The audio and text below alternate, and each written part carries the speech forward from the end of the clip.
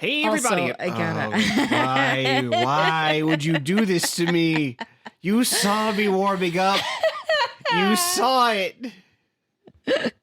And you stepped on it. You stepped on it with your words. Yep.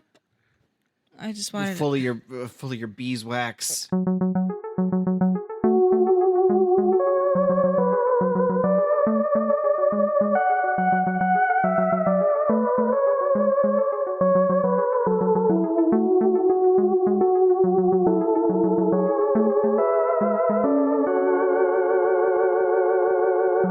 Hey, everybody. Also, I just really wanted to tell you that I just hope you have a good time. I'm gonna throw you into the sea. I hope. I'm gonna charter a boat. We didn't do any kind of intentions or like manifestations before, like we always do in every recording. I just wanted to make sure that I communicated to you that I hope you have fun. Toss you down to the bottom of the ocean. You're gonna be the first person to discover what's down there. And surprise, it's water.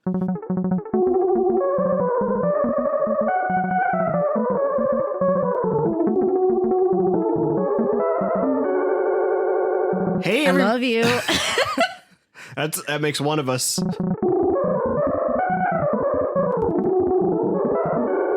Hey, everybody, and welcome back. Oh God, now I'm so full of your beans now. Hey, everybody, and welcome back to another episode of Who Is My Doctor? Who is my doctor? Who is indeed. I'm your host, Zach, and I know a lot about Doctor Who. I'm also your host, Cassie. And we take one break. I forgot. I've been very busy. Well, no, it's more like I've been very busy. We needed just our work schedules didn't work out, so we took a week off the podcast. I need you to know. In that week, the show died. Oh, I thought you were giving me guff for not remembering that I do a thing. Yeah, show dead. You know, like show dead again. We apparently were the only people sustaining the show, and we took one little break. In fairness, Mr. RTD also said I didn't have fucking squat. Oh God, his post reads such like an angry ex-girlfriend. It's like, for the record, I didn't do anything. I didn't write anything. I didn't approach any actors. All I did was just to keep the show going. And now that we know what's going to happen with it, I guess you didn't need me after all. Yeah, whatever you heard from Rebecca, she's lying. She's a pig-faced, ugly whore.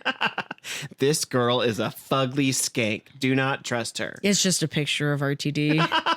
It's just the BBC logo. It's just Bad Wolf. Yeah, we all just recently got the difficult news that Doctor Who's probably not going to be on television for like at minimum 3 years, more likely 5 or more, because the BBC is putting the show out to tender, meaning they have no idea how the show is going to get made, but they don't want to tell Whovians it's been canceled because they will get eaten. Mm-hmm. But that's not what this episode is about. This episode is about us watching Series 9, Episode 12, Hell Bent, a different kind of Doctor Who finale. I mean, I do think it's funny that the episode that we are on, the name at least of the episode that we are on, is Hell Bent. Yeah. Yeah, what a confluence of things happening right now. This is, if you remember, we just finished off Heaven Sent, where the Doctor had to spend many billions of years in a torture chamber. Years or billions of the same, like... So the Doctor says that he has been there for at least 4 billion years based on the star movement. Like, so he went through like a few days cycle, but he was only living like a week at a time and lived that week at a time over the course of many billions of years. And then he punched his way through the Asbantium and said, "Bird." And then the Doctor stepped out onto Gallifrey and told a child, like, "Hey, go threaten the government for me." You boy. You there, boy. What day is it? Why, it's 4 billion days after you started getting tortured, Mr. Doctor. Oh, then I haven't missed it. Go threaten the president. Yeah, sometimes. Sometimes you just get me. Oh, that I haven't missed it. What do you have any thoughts as to what could possibly be happening in Hellbent following the death of Clara Oswald? Since we're back on Gallifrey, it's just going to be the Doctor being mad at somebody in a dumb hat, or and I mean somebody in a dumb hat either literally or like in a figurative dumb hat, because I feel like modern, quote unquote, modern day Gallifrey would have moved away from the big dumb hats. They had their big dumb shoulder pads, remember? Mm-hmm. Yeah, big dumb shoulder pads. I mean, but if they're not wearing them literally, they are spiritually. You still get the oeuvre, figuratively, the aura of a big hat, of a big dumb hat. It's like an acting exercise where it's like, pretend that this ball is very heavy. Pretend you are wearing a big dumb hat and deliver your lines. Yeah, this episode is really. I don't know if divisive is the right word. I feel like everyone loved Heaven Sent so much that this episode had some big expectations to fill. But you felt, I mean, you definitely had some emotional responses to Heaven Sent, but you didn't seem to love it in the way a lot of other people do. So I'm curious to see if you're the only person I will know who will like this episode more than Heaven Sent. I don't know, because I don't know if you've noticed, Zach. I don't much like Doctor Who. So it takes a lot for this show to really impress me. Mm-hmm.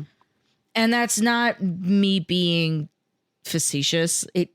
I like this show enough because I like you and I'm willing to put up with it. And at this point, I'm just salty and stubborn with everybody else. Like now, because the algorithm knows not to give me any modern Who stuff, but it does give me news. Yeah. So I was on the same band, or I'm on the same page. But now the algorithm is giving me the people that are like, I'm no expert. I'm no writer for theater or television, but I am a fantasy writer for my own stuff. Here is what I would do. And then I do get a few spoilers here and there. Nothing that I didn't already know. Yeah. But I've been getting way more of those people that are talking about how they would make Doctor Who better. Mm-hmm. And I feel like that is the overarching theme for people who genuinely do love Doctor Who, such as yourself, is I like this thing, but I could make it better.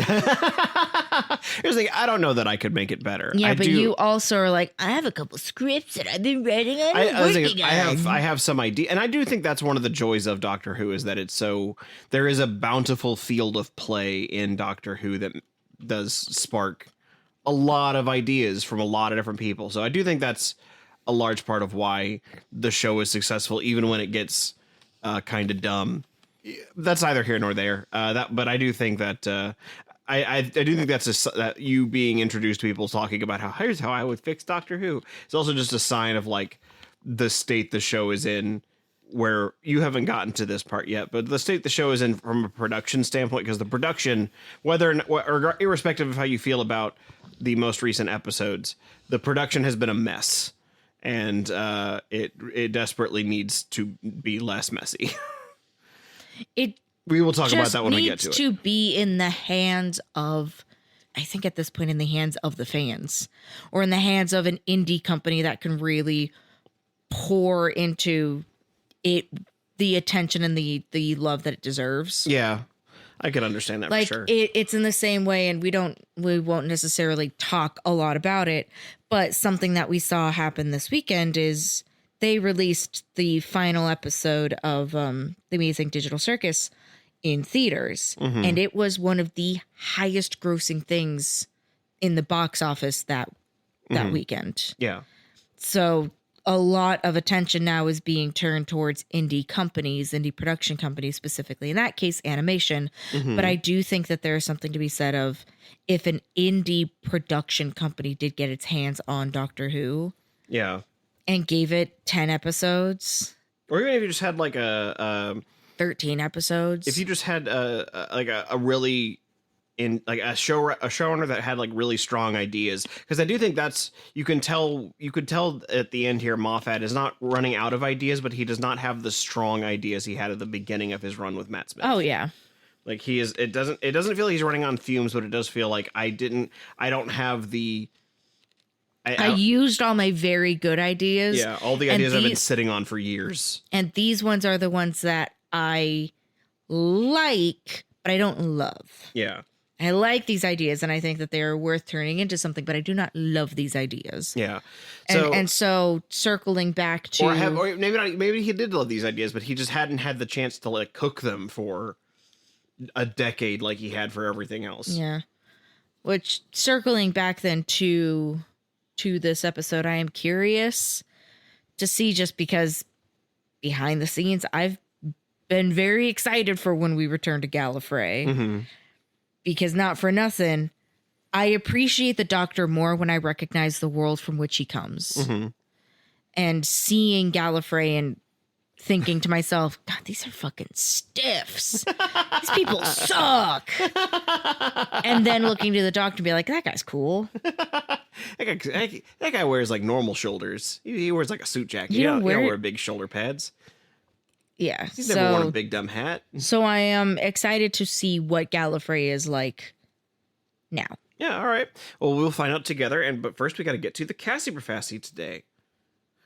Today, I have 2 multiple choice questions for you. Okay. So you're not twisting totally in the wind in either of these questions. Yeah. This first one is... I will say, you giving me multiple choice questions does feel like when I'm it feels the equivalent of when I've played enough rounds of chess with Oscar on Duolingo and I'm not doing well and my ELO drops from 800 to it's back down to 530. Do you know how bad that is? Oh, that's so sad.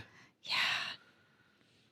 I think it pumps mine up because it knows I'm a man and my ego will get crushed if I fall too low. Oh my God. It knows I can't handle it. 830 to 550. Oof. Yeah. That's a lot of losses. Yeah. Let's see if you can win some today. Yeah, so it feels like now when the game is just like, here you go. Here you go. Play against this little baby. I'm going to put my queen out in the open. I hope you don't get it. Oh, no, you got it. Here, your ELO jumped up to 545. Good job. I'm so proud of you. So happy. So happy you did good, though. Honestly, this was, when I made these questions, I had really tried to think of one that wasn't, but I could not find a question I liked that would have been more open-ended. So instead, I chose to have fun with the options that I gave you. Okay. The first one is just fun because I'm like, ooh, any of these scenes would be interesting. In this episode, the Doctor goes to the very end of time. Uh-huh. Only to see that someone is waiting there for him. Is it Fry, Leela, and Bender and the Professor? Is it A, Missy, B, a Shielder, or C, another version of the Doctor? I think it... Oh, okay. Who's waiting for him?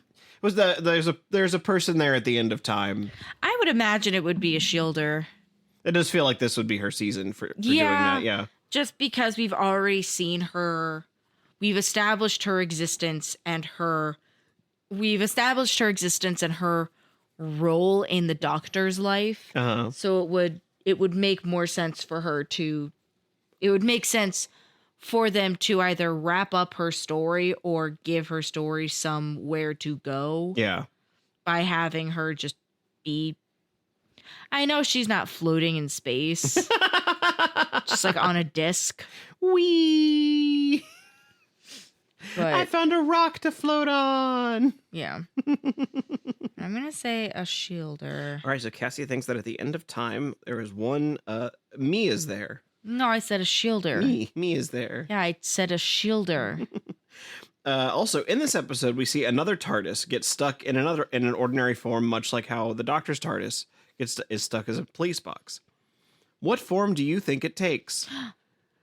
And to make this one fun, I pulled... The other options here are also things we see TARDISes turn into throughout the series. Oh, no! So these are things that we see. The other two are from the classic series.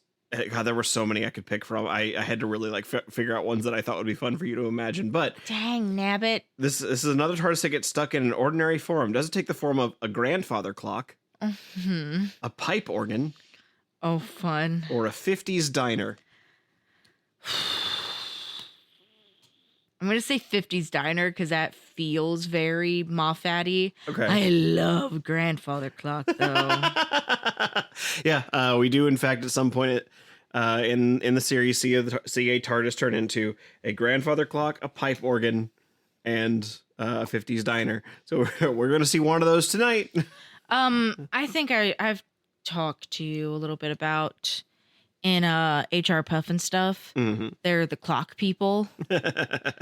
So it's like there's grandfather clock and grandmother clock, and it's exactly what you imagine. It's Sid and Marty Krofft making a puppet of a clock. But they too have a time machine. And so in my head, the grandfather clock in Doctor Who TARDIS is just that same clock and the time machine smooshed together. It's midnight. My brain is working on like all cylinders and nothing at all. Let's just watch. The hamster in your mind has done a line of cocaine, and that is all it is keeping it going right now. Literally, all I can think about is all of the other things that I still have to do. So let's get this show on the road, shall all right, we? well, we'll find out together if a shielder is waiting for the Doctor at the end of time, and if there's another TARDIS that gets stuck as a 50s diner, as we watch Series 9, Episode 12, Hell Bent.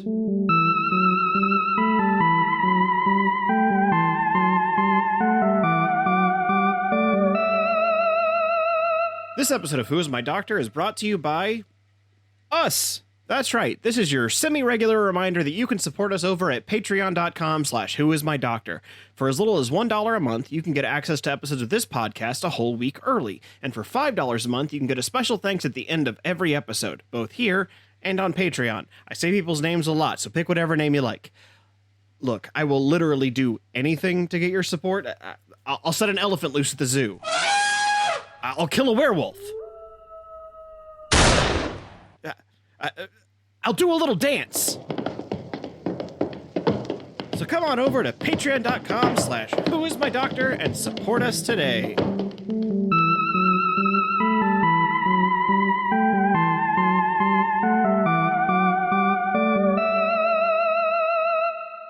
And we are back from hell. We're back from hell. You know, I was going to interrupt you again because I thought it'd be funny. But instead I interrupted myself. But you snapping back in your own timeline. And we are back from Hell Bent. So what'd you think, Cassie? I liked it. You did? I did. I find this episode to be very talky in a way that is both good and bad. Yeah. I'll elaborate on that because... when you say the word talky, all I can think about is when moving pictures. What I mean is there's not a lot of like action happening. It's a lot of the Doctor talking to somebody in a different room. Sure. So it's like there's a really, I think one of my favorite scenes is the Doctor confronting different levels of like Gallifreyan military until the president finally comes to his house. Yeah. Because there's not a lot of just like talking without talking, but then after that it's a lot of like oh yeah, I was in there for a while and they wanted to get information out of me and blah, blah, blah. And it's like, okay, cool, this is all being explained to me very nicely, and it's very cool sets that you made. What are we doing? What's going on? I wonder if for somebody like me who has kind of a difficult time with putting things together, putting story together, like I'm not so bad with visual storytelling as much as I am. There are times where I do explicitly need to be told, and a character needs to explicitly say X is happening, therefore B happened. Yeah. You know? Yeah, no, I so absolutely get that. There is a part of me that recognizes that, like, if that is something, if you're just so smart and you're so clever that you just get things without being told, that something like this would not be your speed. I do also think it gives us a lot of opportunities for Capaldi and Coleman to really like act their butts off. Yeah, and also, I knew I was right. I knew I was right from the very beginning. I didn't lie to you at all. I told you that she dies in the street. Yeah, when I said... That's the moment Clara dies. Yeah, Clara's not dead. Clara's coming back. And you said, well, and then when she did, you went, oh, I forgot that this happened. And I went, yeah, she's not. I don't buy it. I told you the absolute truth. She died in the street. She's just going to go back to the street. I'm a big liar. It's like you said, she's going to go there the long way. The long way around. Oh, I'm Zachary. But I think I do really like the way Clara's story concludes with her basically finally becoming the Doctor. In a roundabout sort of way, we accidentally stumbled upon the way that the story ends with Clara and me. Also, very early on, I did have the thought of, why don't you just bring me along? Bring me along. Give me a time machine. Surely that's not a bad idea. I do like that it ends with, at least the culmination of Clara's story is now she has an immortal companion, and they too have their own flying machine. Yeah, I like quirky, silly girls. Their flying machine is a 50s diner. With a pitcher of lemonade at the ready. And cute uniforms and a spray painting of Elvis on the wall. But the way that the story concludes leaves room for so many other story opportunities within. Yes, those are potential stories that they could bring into future episodes. I don't imagine they do. But it's a fun way for then you as the viewer to go, oh, okay, I'm going to have a little bit of a fun little thinking time.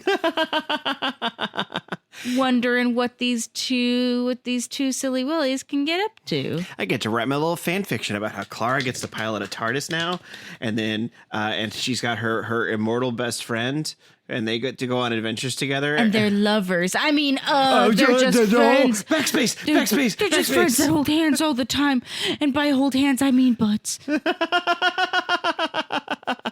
I mean, But yeah. I do feel like that was a shielder was never going to be the Doctor's companion, because a shielder is a brat. Yeah, is a brat. She has the perspective of the Doctor that Clara does not. But Clara has the together, Clara and a shielder make one whole Doctor. Yeah, in some ways, yeah. And I do feel like where a shielder lacks the perspective, but Clara is human. Yeah, Clara. Yeah, and Clara knows, like, Clara has that sense of morality that I feel like the Doctor wants to carry through the universe. And so so I feel like together they do make a very good pairing, and it brings both of their arcs to a nice, like, rounded conclusion where Shielder finally gets to go on the adventure she wants to. Clara gets to be the Doctor that she's always like. A Shielder figured out a way from getting from Earth to Gallifrey. Granted, she had a couple billion years to figure that out. She walked. She learned to swim. Space swim. Wee. Yeah, I think she figured out how to get to Gallifrey. She is clearly has, like, the longevity and intelligence of the Doctor, and probably through her travels to get there probably also knows a lot of the universal experience that the Doctor has. So yeah, so that in a way they have become like these two people complete each other to become the adventurer they want to be. Mm-hmm. But in doing so, the cost is now the Doctor has to lose his best friend. Yeah, which I'm kind of glad. Really? If for no other reason that there was a moment where I went, again we're doing this. You had to do this with Donna before. Oh, the memory wipe thing? You had to do that with Donna before, and we had to watch her go from this, like, very clever, inquisitive woman back to just kind of a brat. Yeah. I don't want to say a bimbo, but, just kind of airheaded. Yeah. I know she went from very open-minded to very small-minded. Spoilers. I know she comes back. I don't know how. Yeah. We'll cross that bridge when we get to it. But there was a moment where I went, not fucking again. Like, why is he always doing it to his best friends? Truly, there's a part that's like, I understand that right now we have the dynamic of an old man and a young woman, and he's in some weird like daddy power position, and I don't like it. I don't like it. Like, this is just making me so angry because we've already seen this before. Mm-hmm. And like, it's bad enough that he plucked Clara out of the timeline where she had like accepted her own fate, but the doctor refused where to she do it. had this monologue about, smile for me, like, be the doctor, like, whatever. Don't be a warrior. Yeah, don't be a warrior. She's crying. She gets stabbed by a bird beak and then dies. She had that whole moment. And then the possibility that the doctor was going to not only do the thing of like, I'm doing the right thing. It's very toxic parent in a way that just rubs me the wrong way. In that moment, I went, I just really hope that this is going to turn around, because if it is the doctor saying, I'm doing this for your own good, I'm trying to save you. Well, in the middle of the episode, the doctor references that he had to do it. He's like, usually I do this telepathically, but this time I've got, I've had to do this before. Usually I do this telepathically, but this time I've got something a little nicer, which is the device. And I do appreciate that they found a way to. It does feel on the one hand very silly that he could just do this with his hands. Why does he need the device if he can just touch her face? Yeah. But I do think that at the end, when the doctor's like, okay, there is a real chance that this is going to wipe my memory instead of her. And I think he's like, I kind of want it to do that.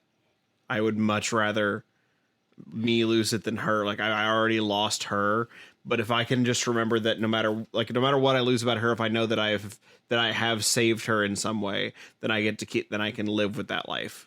And so I think there's a part of it was like, that's what I'm not gonna, because he could just throw it away and do the telepathic thing. He chooses to push the button when there is a chance that it will wipe his mind. Yes, because then we go into something that didn't hit a chord with me until my brain whispered a thought, and I don't know if you clocked, but there was a moment where I did start to cry because I was like, oh man, I've seen this happen before. Because the doctor talking to who he thinks is just a server in a magic 50s diner in the middle of Nevada. No, it's Nevada. That's how the people from Nevada. The people of Nevada say it. Sierra Nevada. Anyways, when he's talking about, and he's just like, I have all these memories about her. Like, I remember us standing in, not the catacombs, in Gallifrey Hell. The cloister. Which we'll get to that later. Yeah, another was a Mummy on the Orient Express. A Mummy on the Orient Express. Like, I know I have these thoughts. I know what her laugh sounds like. I can't remember it, but I know that the moment I see her, I'll know. Staring her in the face, saying it. Zach, you ever dealt with a person in your life with dementia? I will say I don't know what condition my Alzheimer's. Yes, I have. Okay. Yes. It reminded me of that. Yeah. Where it's something where now I can't speak about it firsthand. I don't have it, but I can only imagine that that's what it's like, because speaking as a person with a loved one who is dealing with it, it is incredibly difficult to see them and see them looking back at you knowing, I know that this is a person I care about. I don't really know why though, but I know I love them. Yeah, the emotional connection is there, but the pieces to shape it are gone. I mean, the doctor does sort of touch on a little bit of that point too at the very beginning when he's playing Murray Gold's Clara song on his guitar, which I really like that they let him do that. Yeah. But Clara then goes, "Is it a sad song?" And he goes, "Nothing's sad until it's over. Then everything is." Okay, emo boy. Nothing's sad until it's over, and then everything is. And then everything is. plastered over black and white photo of a rose with one petal falling off of it. And then the filter that just adds a bunch of noise. You know the one I'm talking about. Yeah, I know the one you're talking about. But I do think there is something about it's the same way the doctor was talking in the previous episode. The doctor was talking about it's not the day that they die. That's the problem. It's all the days after. Yeah, it's the same thing, but in a different. At least font. you got something to do. Yeah, this time it's nothing is sad until it's over, and then everything is. Yeah, and there's a very real he realizes that he's gone too far in this. Like, I was willing to break time for you in a way that I have only ever been willing to do one other time, and that was out of ego. Mm-hmm. And so I have once again looped back around to being an egotistic maniac like I was at the end of my run as the 10th Doctor. And, now I'm realizing that I have to pay a price for this, and the penance that I choose is to have my memory wiped. Yeah. Which, on the one hand, I'm happy that he still retains... It reminds me of he in Frozen. When the trolls erase the magic but keep the fun. Mm-hmm. It's that. It's somehow the Doctor has just erased Clara, but there's still a Clara-shaped hole in all the memories, and so he knows where she fit. It's like that. I'm just drawing a lot of comparisons. Like that one episode of How I Met Your Father, where they don't remember the person's face, they just replace it with emojis. Yeah, so I imagine there's just like a Clara-ish vibe in his memory where it's just like, I know she was short and she had a wide face, but I couldn't tell you the features of the wide face. His memory is replaced by a Bratz doll. He's just a Clara-shaped Funko Pop. Yeah. It's very funny. But to go back to the beginning of the episode when he walks into his little stable orphanage. And he's literally saying nothing the entire time. He just was like, I want to eat my soup. Also, I did make a special note. There are a lot of very pretty images in this, starting with the Doctor sitting at a table. The air around him is like yellow orange, and they put down in front of him a copper bowl with tomato soup. Wonderful color composition. I will say, once again, this episode is also directed by Rachel Talalay, who also directed Heaven Sent. She fucking crushes everything she touches. Like there's a friend of the pod recently said online that Rachel Talalay should have taken over as a showrunner just on the strength of her directing. And I don't know if that's because my understanding of showrunner is being a writer, so I don't know if that would work, but I do think that she deserves as many flowers as she can get for her work on this show because she fucking crushes it. Yeah. Because that specifically, I left room in my notes, which I usually don't do. Because I just made a little section called images because I went, I know that there's gonna be a few, and a few there were. Yeah. And the first starting with, there is something very, very cinematic and very beautiful about a little ramshackle hut in the middle of the desert with a glittering, towering city inside of a snow globe, basically behind. It's very Bob Ross. One of my favorite visuals in the whole episode is when they finally snap Clara out of her, like the moment before her death. Yeah. And they like break apart the red, blue, and green channels and desync them a little bit. So as she's walking, she's got like this fun chromatic echo coming up behind her. Yep. Loved that. I think that's really cool. The Time Lord Hell. Yeah, with they call them sliders. Well, just the visuals of, because there was a lot of like, it looked very cool and interesting because you did have these quote unquote vines that are not natural. They're like cables that drain your life. Yeah. But there's also a lot of very cool sounds. Yeah. And it's very labyrinthian and like House of Mirrors. And then you see the sliders and they've got like a projected face on them. Like they're like the actual place where their face should be is just a black void. And then you just see this like screaming in pain face. Staticking. I like that they're called sliders, and you also don't really, they're not they're moving, but they're not bobbing up and down like they're walking. Yeah, no, they are like clearly like just like sliding around on the floor like they got little like they're driving one wheels around them. Well, I was gonna say like they're a trackless ride at Disney.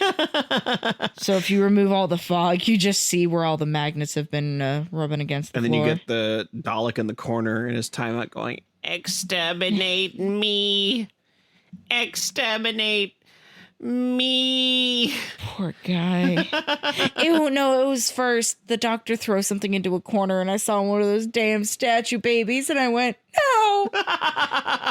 And then you see one of the actual Weeping Angels and her face is like chipped away and she's clearly been like stripped and drained of parts and she's like trying to get away from the cables and the cables have caught her. That's fucking terrifying, is that something caught a Weeping Angel. The scariest thing. Yeah. And the fact then that Clara just kind of sidesteps the Weeping Angels, because there are 3 or 4. Something like that, yeah. There's at least 2. There might be 3 or 4, especially depending on how you count the little baby. I mean, the baby isn't part of that particular sequence. I don't count him. I clocked him. I don't count him. And then we get a Cyberman. First thing you gotta know about Cassie, she clocks a baby. I do clock a baby. Clock him, but I don't count him. Cyberman. Yeah, the Cyberman also is freaking out. Yeah, a lot of great visuals to do with that, and then they get to just like, oh, here's a hole in the ground. We should open this door up, and under here is where, if you get through this door, you'll find where the Doctor stole his TARDIS all those years ago. Teehee, you'll find everything you need in the Matrix. Yeah, when the Time Lords die, we get uploaded to the Matrix. We really like Keanu Reeves. Red pill, blue pill, our favorite. Yeah, when we die, we all get to know Kung Fu. When we die, we all can evade gunshots just by bending backwards. We all realize the truth that there is no spoon. Fun fact, I ain't never seen The Matrix. We'll have to do something about that at some point. But, going back real quick, just because I want to compliment it, I do really like the President Rassilon, like, trying really hard not to go visit the Doctor, because he's like, just send the troops after him. Send a big gun. Send a big gun down there. Send a bigger gun. Yeah. I'd love the entire time the Sister of Karn just being like, oh, I love a good fireworks show. Oh, no, don't worry, Rassilon. He doesn't blame all of Gallifrey for the Time War. He just blames you. Bitch. I love the Sisters of Karn. Mostly because I forget about them until they show up and I go, oh, I love these bitches. Well, she's, especially the actress playing like the main one, she's got such great, like, she's got cat eyes. Yeah, and catty energy that she brings to it. I think she's delightful. Mm-hmm. But I do like that, they like, what does the Doctor want? And then it's like, oh, we'll bring him the whole High Council, and he just like walks outside and then walks right back into the house because like, this isn't what I want. Bring me Rassilon's head. Basically, bring me Rassilon's cowl. Bring me his neck cape. Bring me his chair. It's perfectly sized for my little body. And he keeps saying, get off my planet, which is a bold thing to say to the supreme leader and ruler of said planet. Nah. I wake up every morning and I look at a picture of Donald Trump and say, get off of my country. But then eventually he does, Rassilon calls over his troops and it's like, all right, out here, there's no witnesses to this, so I can just shoot you down and it's fine. Guards, shoot him. And the guards are all like, sure. They shoot a Doctor-shaped hole around. And the justification they give is like, yeah, he's a war hero. And you're like, yeah, he saved everyone on this planet's life. Literally every Time Lord and non-Time Lord Gallifreyan owe him their life. So of course they're not going to be like, yeah, we're going to gun him down like a dog in the middle of the desert. We're just going to Looney Tunes this and shoot around him. Yeah, and then the commander also is like, dude, fuck this. We're going to all drop our guns and go help side with the Doctor. Just get out. You lose. Good day. You get nothing. Another moment that I really appreciate is when the Doctor's like stolen a gun, which is not a thing that he does. Mm-hmm. There's whoa, he doesn't do this. And he threatens the commander And he's like, what regeneration are you on? And he's like, I'm on my 10th. And he was like, oh, best of luck then, and shoots him. It's like, that's fucked up. Especially remember like how David Tennant's doctor was like mortified by the prospect of regeneration. He's like, it's like someone else goes sauntering off with me with like me as baggage or something like that. Mm-hmm. He's like, yeah, I'm gonna do that to you right now. But then he brushes it off with Clara. Is just like, we're on Gallifrey, remember? Dying is Gallifreyan for man flu. That's not how you felt a few years ago. Yeah, but it's Clara, Zach. It's different. She's different. She's not like other girls. No, she's got big eyes and a cute little button nose. She's got dimples. And a little sweater. And a raven wriggling around inside her. A confused, trapped raven. Help. I know I've stopped her heart, but I can't figure out where I am. And no pulse. And she only breathes out of habit. Could you imagine not? I mean, she's effectively a vampire at that point. More or less, yeah. She's a vampire that can go out into the sun. Just can't go to Gallifrey or she'll get thrown to her death. So she's a Starian. Oh, another moment that I don't know if they did this on purpose and it makes me laugh. Going back to him with the soup. When the big ship flies in, the guy piloting the ship is like, drop all your weapons on your person and step forward. And he drops the spoon. Yeah. Didn't we see the Doctor use a spoon as a weapon? Yeah, he dueled Robin Hood with a spoon. Yep. Another visual I really like. And this is a twofold because we kind of see it happen twice. Okay. I like the callback to the Generation 1 TARDIS. Oh, yeah, where they get inside an unchanged TARDIS. Yeah. Yummy, yummy. Love that. Do I love me some vintage visuals with modern day tech. Yeah, and I also really, there's something about the way they've lit it that I think really works. Like it doesn't feel so bright and white that it feels like a sterile like hospital. No, and it has all these very beautiful like Raleigh Crumpian moving kinetic bits and lights and the zigzaggies around the door circles, holes. The round things. Yeah, thank you. The proper term, the round things. What are the round things? I have no idea. As a bigger fan of the classic stuff, it is refreshing seeing the classic stuff and going, man, I really wish we like knew what that is supposed to look like. Yeah. And then seeing it, I went, yay, now I know. My modern eyes. It was nice that we got that. We also got that when we watched the biopic on William Hartnell. Yes, but in this we saw it in action. Yeah. And they did a lot of like really great framing around it too. Well, because this one, I'm like, the TARDIS, the older or like newer TARDISes do have a specific scale where I realize like, oh, this isn't a room. Yeah. Gen 1 TARDIS, that's just like a living room. It feels so small. Yeah, it's like this is a set. This is a studio set. Yep. But they do some. It's so cute. They do some great directing around it. Like there's a part in it where when the Doctor's having to explain like to Clara what he's about to do to her, that he's about to wipe her memory. They have him positioned like behind the console, and the console's also like pushing him up in the corner, so he looks very small in the frame, and he's off center, and you could tell that he's like he's really feeling bad in that moment.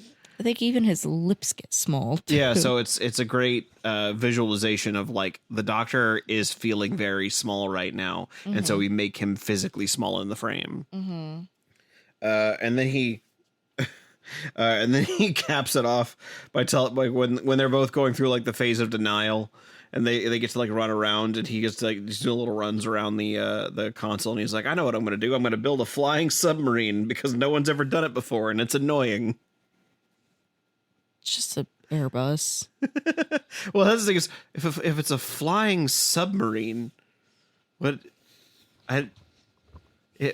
what does it go? Why would it go under the water and also fly? Does it have a middle stage? Because then it's just a different thing altogether. That's just a boat. It's just a normal boat. That's just a seaplane. It's a sinking seaplane. Huh.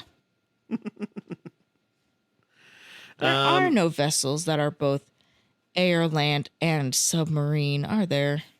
No, I don't think so. Not yet. I can't think of any.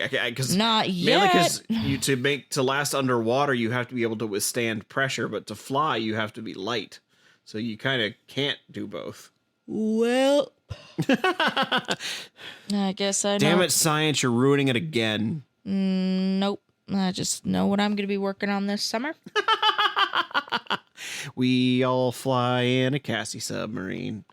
Cassie submarine. It wouldn't be a submarine, though. I'll think of a better name. The doctor telling Clara as he's effectively dying alive dying. Yeah. Forgetting in real time. You have all these very poignant things of just smile. Just keep smiling. Just laugh. Everything, it's always never be cruel, funny. never be cowardly, and when you are, always make amends. Also, don't eat pears. They're squishy. They're squishy and they make your chin all wet. Remember that one. It's really important. Write it down. Somebody who also doesn't like pears. I agree. That's also back to that's a callback to the Family of Blood two-parter where he's like, don't let me eat pears. I hate pears and I always forget that I hate pears. It's a theme for the Doctor. The Doctor has consistently hated pears, but he loves bananas. Bananas are good. I mean, it's the same way that I feel about like certain types of cheeses. Like there's a specific goat brie cheese that I always get very excited about, but then whenever I'm actively eating it, there's something about the taste on my particular palate that reminds me of the smell of getting your hair processed. Somebody's like, ew, the cheese tastes like bleach. And I went, no. The cheese tastes like hair. The cheese tastes like hair. No, it's the way that the cheese tastes on my palate, and that ricochets back in my nose memory about getting my hair bleached. Your sense memories are all fighting one another. My God, it's horrible. I do like, though, before we come to our conclusion, that we did have a really wonderful, like, Clara, a woman reclaiming her power. Like, Clara was never a character that would roll over. I wrote it down as the Clara interrogation scene. And it was her asking the Doctor, like, what are you going to do? Like, what are you planning? You need to tell me. Because, like, not just because I'm me and you know I'm not going to do it. But because I don't trust you right now. But because especially don't trust you when you're shouting. I mean, now that we're here at the end of Clara's run, do you have... Like, I fucking knew it wasn't. I knew that they weren't just going to let her go. like I said, Clara is my favorite companion. Especially these last two seasons with Capaldi. I think there's something really magical about the two of them together because they're so like they don't make any sense together. Well, because it's also it is unlikely Animal Friends. It's also the fact that Jenna plays Clara as very clever and sharp.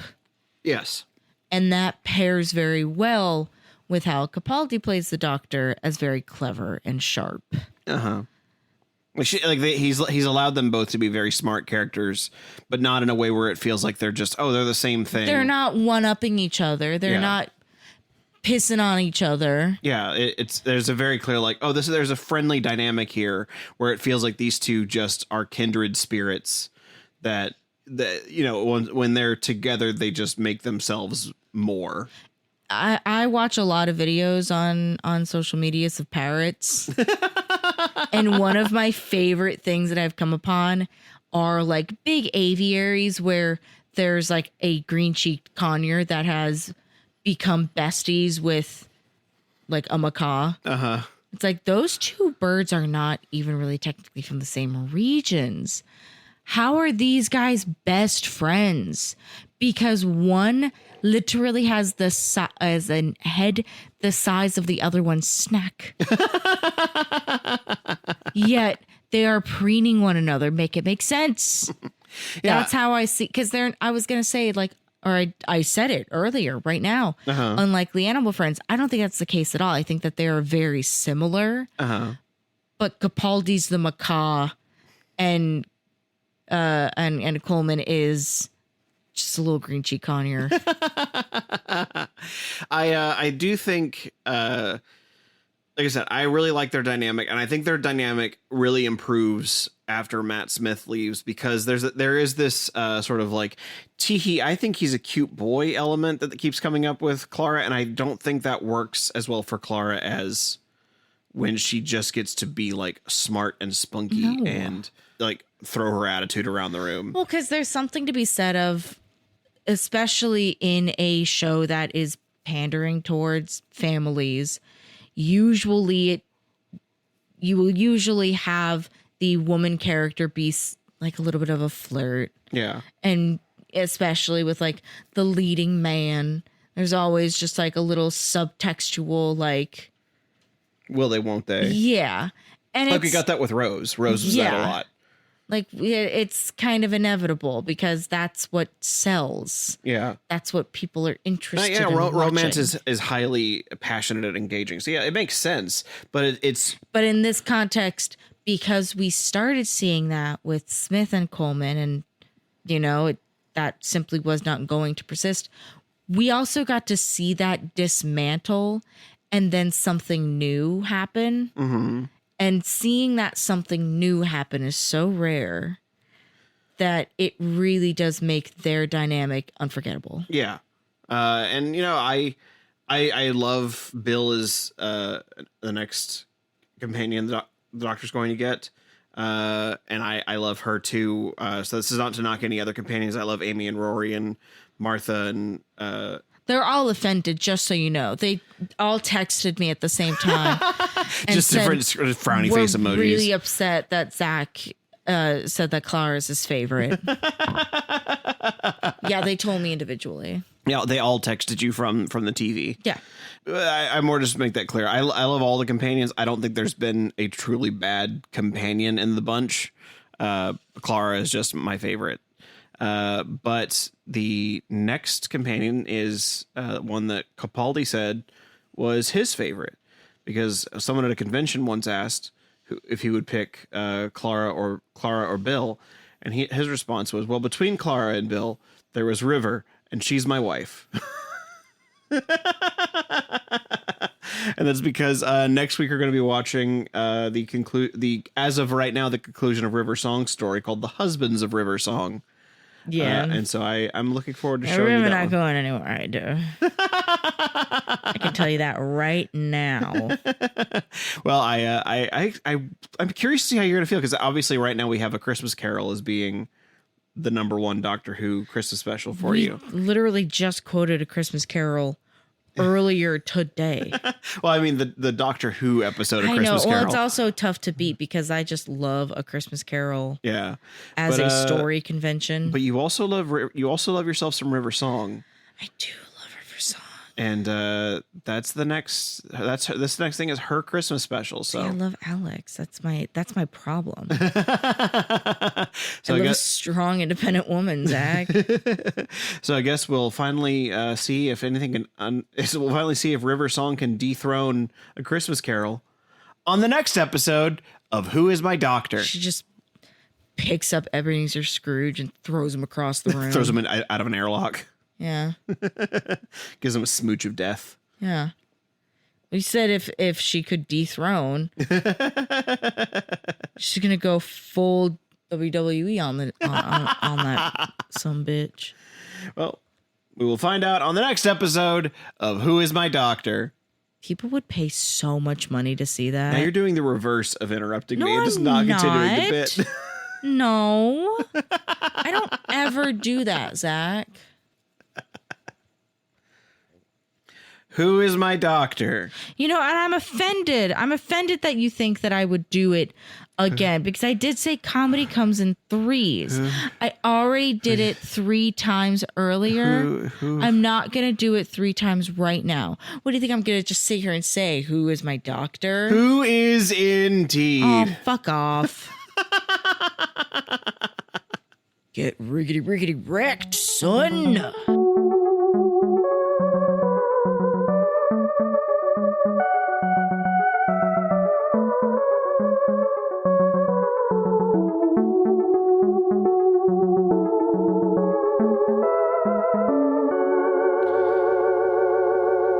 Hey there, everybody. I hope you enjoyed another episode. I already pitched the Patreon to you earlier, and I'm still tired from that dance, so I'm not going to bug you again.